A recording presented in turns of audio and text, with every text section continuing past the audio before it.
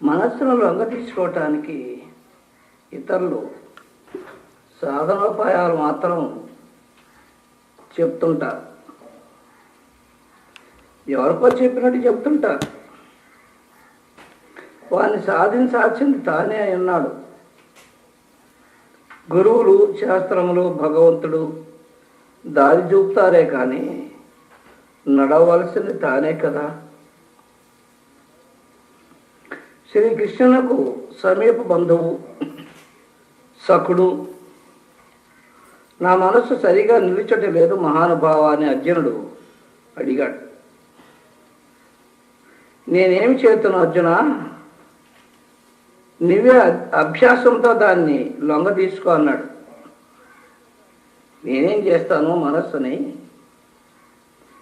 మరి నువ్వే దాన్ని లొంగ తీసుకోవాలన్నాడు భగవంతుడు. అతడు సమాధానం ఇచ్చాడు. వైరాగ్యం చేత, సాధన చేత నీవే స్వయముగా దాన్ని వశమునకు తెచ్చుకోవయ్యా అని భగవంతుడు ఆదేశించాడు. ఈ సంఘటనను ముముక్షులు బాగా జ్ఞాపకం ఉందో పెట్టుకోవాలి. పెద్దల యొక్క, గురువుల యొక్క, పరమాత్మ యొక్క అనుగ్రహాన్ని సంపాదించుకుంటూ స్వయంగా తానే సాధనాతిశయం చేత తన అంతఃకరణాన్ని బాగు చేసుకోవాలి. అంతేకాని వాచా వేదాంతంతో సంతృప్తి పడకూడదు. వారికి మాటలు చెప్పుకుంటూ, వేదాలు చదువుకొని అర్థాలు చెప్తూ నాకు బాగా తెలిసిందిలే అని సంతోషపడినందువల్ల ఏం లాభం లేదు. వాచా వివేకం ఎలాంటిది అంటే అవివేకంతో సమానమనే చెప్పారు పెద్దలు. అన్నిటికీ శ్రద్ధ అవసరం, పట్టుదల అవసరం, సహనశక్తి అవసరం. ఒక్క రోజైనను సాధనను విడవకూడదు అనే ధీశక్తి మనలో ఉండాలి. ఇక జీవునికి ఏమి కొదవ ఉంటుంది అలాగా చేసినట్లయితే?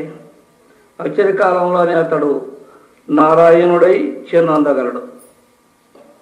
భూమి మీద అవతరించిన బ్రహ్మాండ నాథుడై విలసిల్లగలడు. అట్టి మహోన్నత స్థితిని ఎందుకు సాధించకూడదు?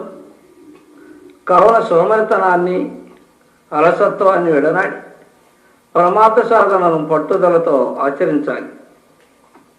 ఆధ్యాత్మికోపన్యాసాలు వినప్పుడు కానీ, పురాణ శ్రవణములు చేయనప్పుడు కానీ, హరికథలు ఆలకించినప్పుడు కానీ జనులకు సహజంగానే వైరాగ్యం కలుగుతూ ఉంటుంది, భక్తిపర వశ్యత్వం కలుగుతూ ఉంటుంది.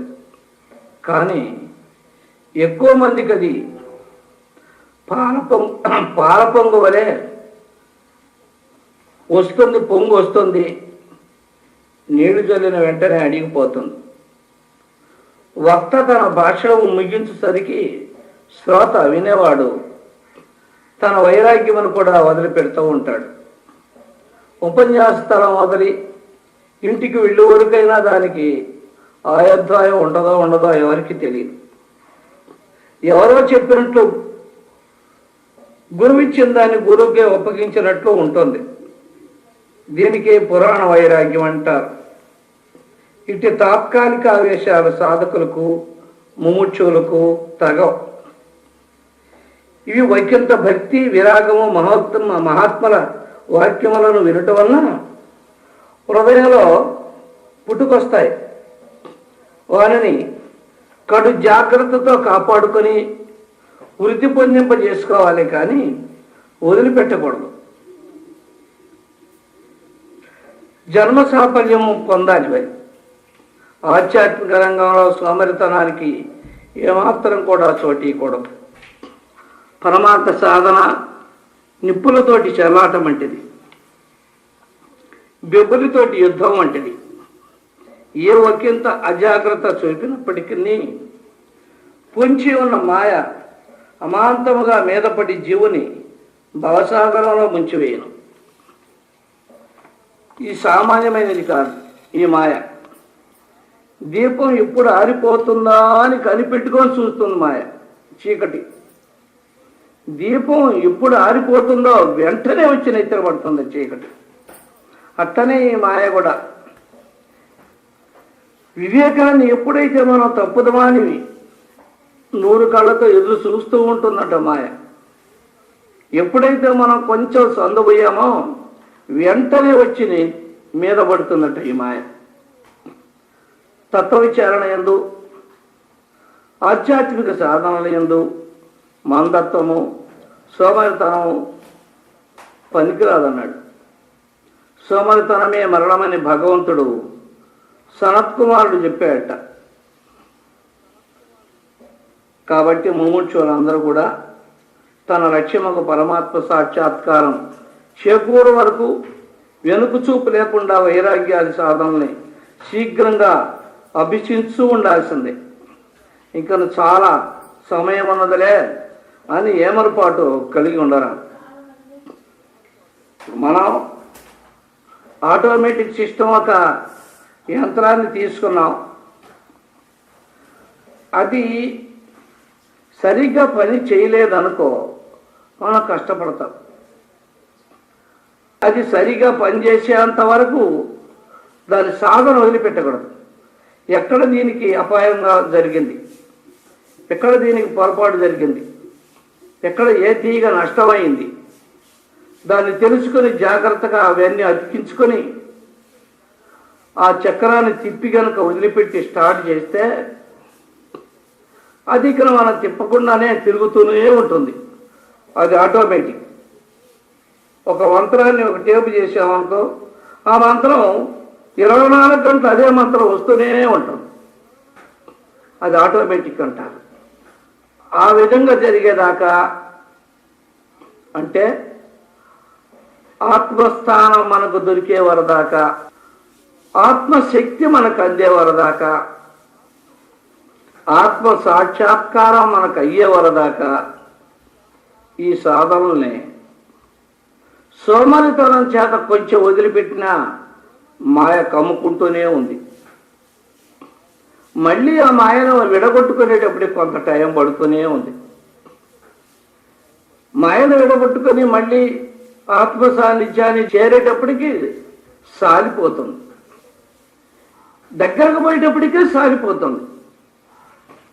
సాధన, మనం చేసే సాధన, మనం చేసే ధ్యానం అనేది కొంచెం ఏమారుపాటు చెందినామంటే మళ్ళా దాని దగ్గరికి పోయేటప్పటికే మనకు సారిపోతుంది. తీరా దగ్గర పోయేటప్పటికి సారిపోయి మళ్ళీ పడి ఉంటాం.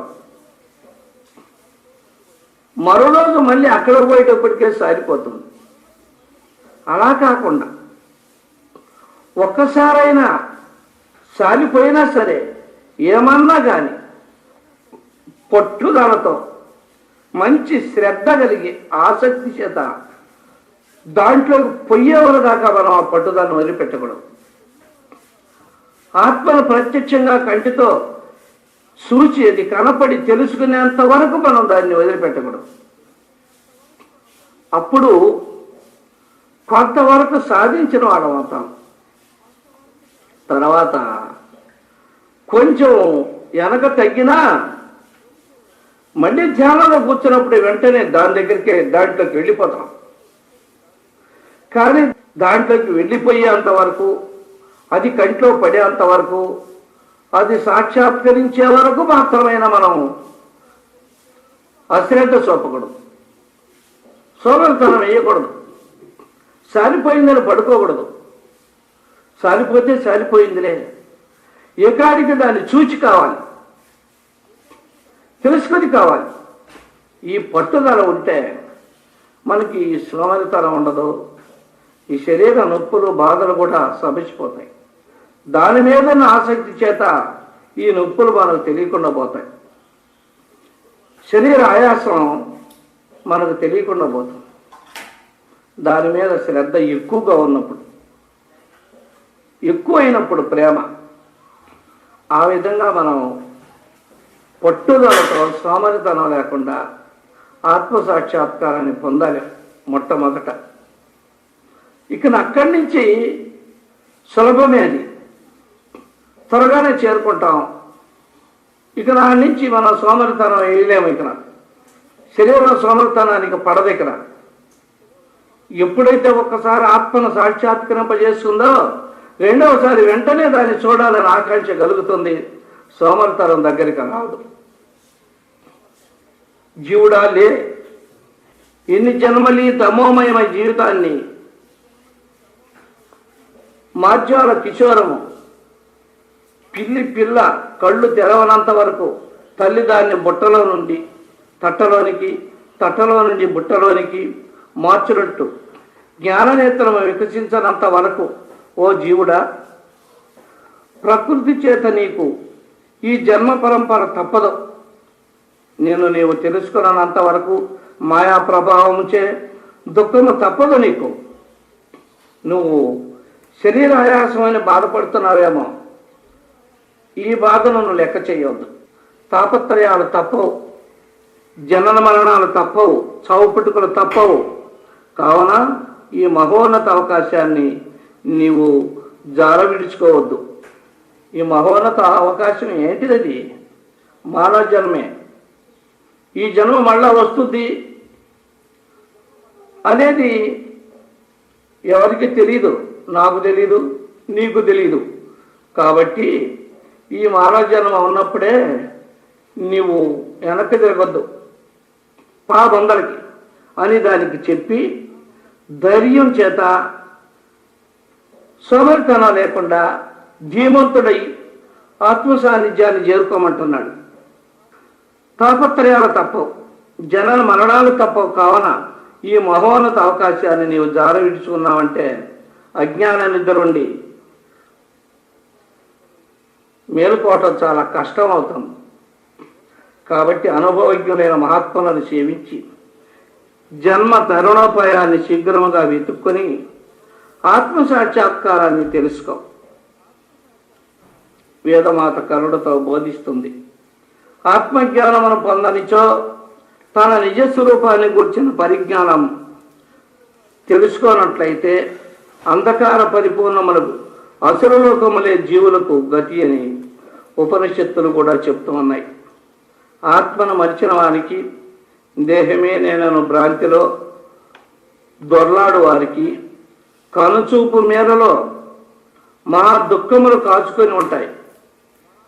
ఎటు చూచినా కనుచూపు మేర దుఃఖాలన్నీ కాచుకొనే ఉంటాయట. శరీర పతనములో కానీ అనగా మృత్యు ఆసన్నమగుటకు పూర్వమే సాధనలన్నింటినీ కూడా పరిపూర్తి చేసి ఆత్మానుభూతిని పడేవాడు ధన్యుడు, కృతార్థుడు అవుతున్నాడు. అటు కావింపనివాడు కర్మ ప్రభావం చేత పుట్టుచు చచ్చుచు కాలచక్రమందు తగులుకొని పెక్కు శరీరములను పొందుచు పెక్కు జన్మలు ఎత్తుచు యమయాతనలకు లోనై ఇట్టి దుర్గతిని కొని తెచ్చుకొని విజ్ఞులకు పాడి కాదు ఇది. విజ్ఞులు అంటే విజ్ఞానం. మోక్షాన్ని కోరే వాళ్ళకి ఇది సరైన పని కాదు అంటున్నాడు. వానరుడు నరుడొకట మంచిదే, కానీ నరుడుగానే ఎల్లప్పుడూ ఉండుట వాంఛనీయం కాదు. కోతి మనిషి అవటం మంచిదే, కానీ మనిషిగానే ఉంటే లాభమే ఉంది. నరుడు నారాయణుడు కావాలేమో, పురుషుడు పురుషోత్తముడు కావాలేమో. అంతటితో జీవుని ప్రయత్నము పరిసమాప్తిలో అవుతుంది. ఎప్పుడు మానవుడు మాధవుడగునో ఇక అతనికి చేయవలసిన కార్యం ఏముంది? సమస్త సాధనలు అచ్చోట అంతమైపోతాయి. ఎప్పుడు మానవుడు మాధవుడైనాడో అన్ని సాధనలు అక్కడనే అయిపోతున్నాయి. దైవత్వాన్ని ఎప్పుడైతే పడిచినాడో జీవుని క్రమ వికాసము పరాకాష్ఠను అందుకుంటుంది. అదియే చరమస్థితి. దీన్ని ప్రతి ఒక్క మానవుడు జ్ఞాపకం ఉంచుకోవాలి. ప్రతి జీవితాన్ని అందుకోవాలి. అదే కైవల్యం, అదే సంసార బంధ నివృత్తి. పరమానందదాయకమైనటువంటి అట్టి అనుభవదైక స్థితిని మోక్ష సాధనమును పడటే జీవుని పరమావధి. అదే ఏకైక లక్ష్యం.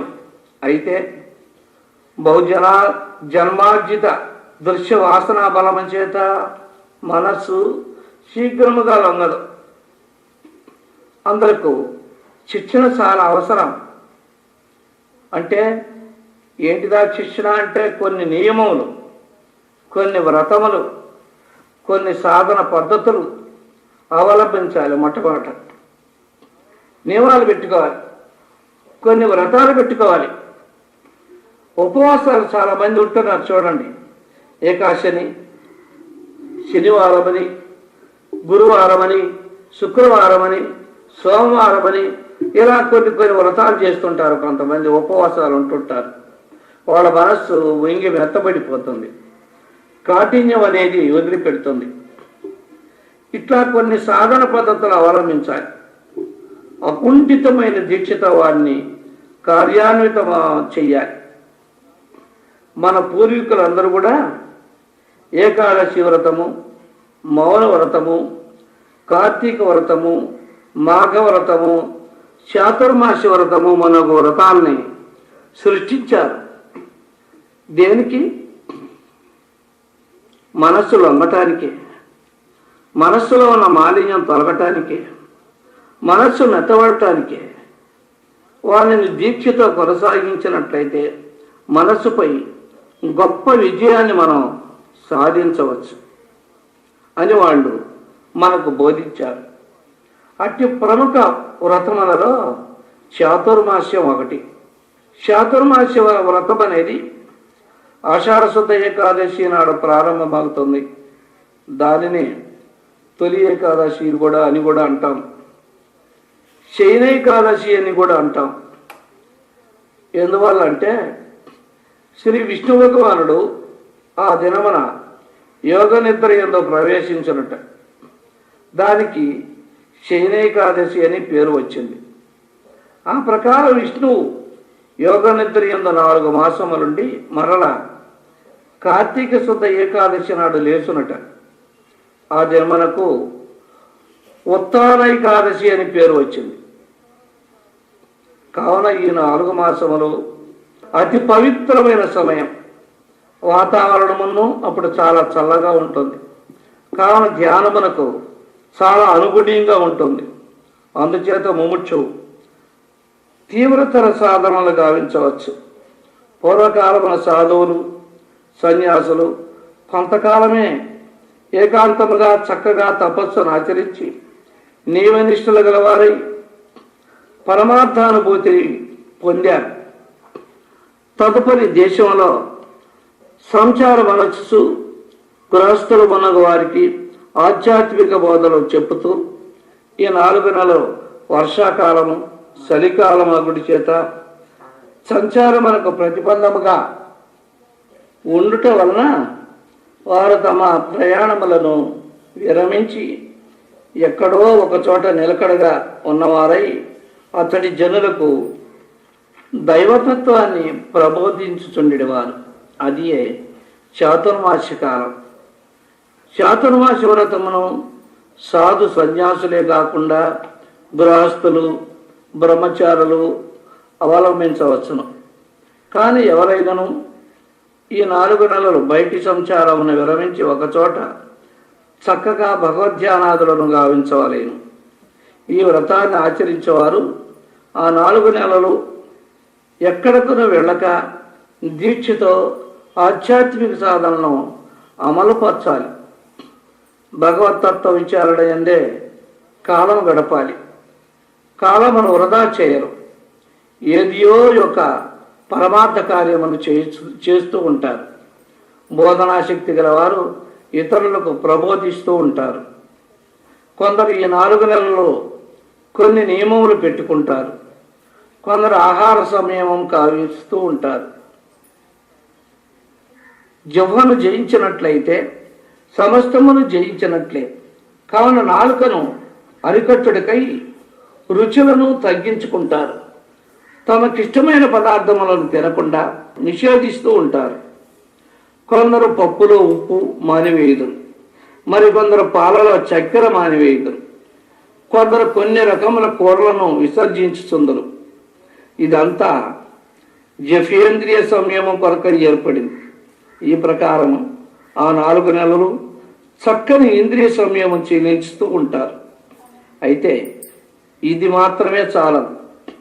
ఆహార నియమములతో పాటు ఈ క్రింది విషయముల ఎడల కూడా జాగ్రత్త వహించాలి. కోపము రానియకూడదు, బ్రహ్మచర్యము చెల్లించవలెను, తన హృదయమును అనే బిలమును బాగుగా పరిశోధించుకొని అసూయ, ద్వేషము మనకు విషసర్పములు ఏవైనా అందు కాపురము ఉండునేమో అని చూచి ప్రయత్నపూర్వకముగా వారిని బయటకు గెంటివేయవలెను. భగవద్భక్తిని, గురుభక్తిని బాగా పెంపొందించుకొనవలెను. ప్రతిదినము ఒక అష్టోత్తరము తక్కువ లేకుండా ఏదైనా దివ్య మంత్రాన్ని, పంచాక్షరి, అష్టాక్షరి వారిని జపించుతూ ఉండాలి. ఇలా జపించడం చాలా శ్రేష్టం. తీరికగా ఉన్నప్పుడు రామనామమును కానీ, కృష్ణనామమును కానీ, శివనామమును కానీ, విఠలనామమును కానీ లిఖించవచ్చు. విజయల ఏదియో ఒక దైవ కార్యముల చేత మనస్సుకు బహిర్ముఖ ప్రవృత్తి తగ్గించి విషయ చింతనకు అవకాశమే లేకుండా చెయ్యాలి. పలువురు చేరుటకు వీలున్నచో సమిష్టి భజనము ఏర్పాటు చేయవచ్చు. లేక వ్యక్తిగతముగానైనా సంకీర్తనాదులను గావించుకొనవచ్చు. ఈ ప్రకారముగా చాతుర్మాసికాలము 4 నెలలు వ్రతనిష్ఠునకు దైవ వాతావరణమనందే గడిచిపోతుంది. 4 నెలలు దృఢవ్రతము శీలించటం వలన మనస్సు సత్వగుణాన్ని ఆశ్రయించి తన యందరి దోషములను దూరీకరించి నిర్మల భక్తి కలిగి పరిశుద్ధమగు స్థితిని పొందును. పరిశుద్ధాంతఃకరణం కలవారికే బ్రహ్మానుభూతి సిద్ధిస్తుంది. ఈ వ్రతం యొక్క ఫలితం ఇక చెప్పతరమా? వ్రతము పూర్తి అయ్యేసరికి బోధకుడు బోలెడు పుణ్యమును సంపార్జించను.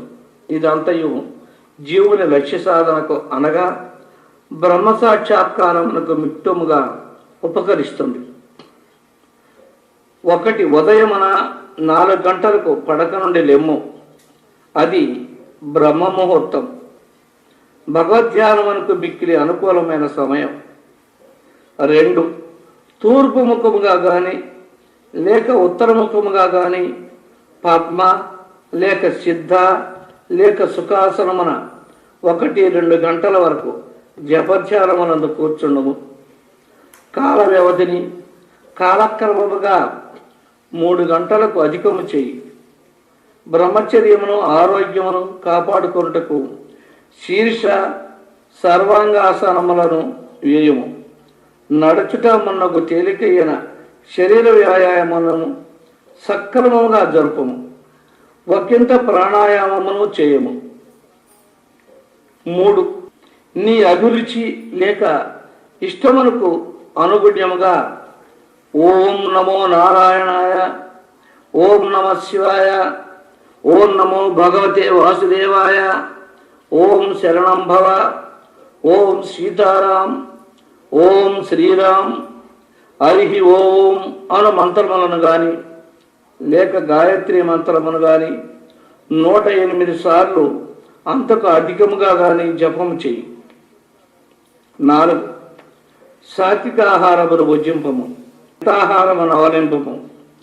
పొట్టకు ఎక్కువగా నింపవద్దు. ఏ వస్తువులను మనస్సు అధికముగా కాంక్షించునో ఆ వస్తువులను సంవత్సరములో కొంతకాలము తీసుకొనకము. సామాన్య ఆహారము భుజించము. పాలు, పండ్లు ధారణకు దోహదమిచ్చును. జీవనము గడుపుటకై ఆహారమును ఔషధములై తీసుకును. భోగము కొరకు భుజించుట మంచిది కాదు. 5 ఒక ప్రత్యేక ధ్యానపు గదిని నీ స్వాధీనమునందు ఉంచుకొనుము. 6 ప్రతి నెల లేక ప్రతినిత్యము నీ ఆదాయమును అనుసరించి లేక రూపాయికు 5 పైసల వంతున సక్రమంగా దానం చేయము. 7 ప్రతినిత్యము నియమబద్ధముగా గీతాపారాయణము, భారతము, భాగవతము, విష్ణు సహస్రనామము, లలితా సహస్రనామము, ఆదిత్య హృదయము, ఉపనిషత్తులు లేక యోగ వాసిష్టము అరగంట నుండి గంట వరకు స్వాధ్యాయము చేసి విచారణ సల్పును. 8 జీవశక్తియకు వీర్యమును బహుజాగ్రత్తగా కాపాడుకొను. 9 ప్రార్థనా శ్లోకములను, స్తోత్రములను కొన్నింటిని కంఠస్థమనర్చి జపధ్యానములకు ముందు ఆసనమున కూర్చుండిన వెంటనే వానిని పురచ్చరణ చేయము. ఇది మనస్సును తదితముగా ఉన్నతపరచును. 10 నిరంతరము సత్సాంగత్యమును కలిగి దుస్సాంగత్యమును విడువము. మాంసమును, సారాద్రవ్యములను పూర్తిగా వదిలివేయము. ఏ చెడ్డ అలవాటులను అలవర్చుకొనకము. 11 ఏకాదశి నాడు ఉపవాసం ఉండము, లేక పాలు పండ్లను మాత్రమే తీసుకొనము. 12 ఒక జపమాలను నీ మెడలో గాని దిండు క్రింద గాని రాత్రులందు ఉంచుకొను. 13 ప్రతిదినము 1 గంట గాని 2 గంటలు కానీ మౌనవ్రతమును అవలంబించము. 14 సత్యమునే పలుకుము, మితముగా మాట్లాడము, మధురముగా మాట్లాడము. 15 నీ కోరికలను తగ్గించుకొను, తృప్తికరముకు ఆనంద జీవితాన్ని గడుపము. నిరాడంబరమైన జీవితమును, ఉన్నత భావములను కలిగి ఉండము. 16 ఎన్నడూ ఎవరిని నొప్పించుకము, కోపమును, ప్రేమ, క్షమ, దయలచే నిగ్రహింపము. 17 క్షీణించుటకు ముందు నీవు ఆ దినమున చేసిన తప్పులను గురించి యోచించము. ఆత్మ పరిశీలన గావించుకొనుము. దినచర్య పుస్తకము నుంచుకొనుము. గడచిన తప్పులను గూర్చి పశ్చాత్తాపపడము. క్రొత్తదానిని చేయకము. 18 ప్రతిక్షణము మృత్యువు వేచి ఉన్నదని జ్ఞాపకం ఉంచుకో. సత్ప్రవర్తనను కలిగి ఉండము. 19 నిద్ర లేచిన వెంటనే మరలా నిద్రించుటకు ముందు భగవంతుని స్మరించము.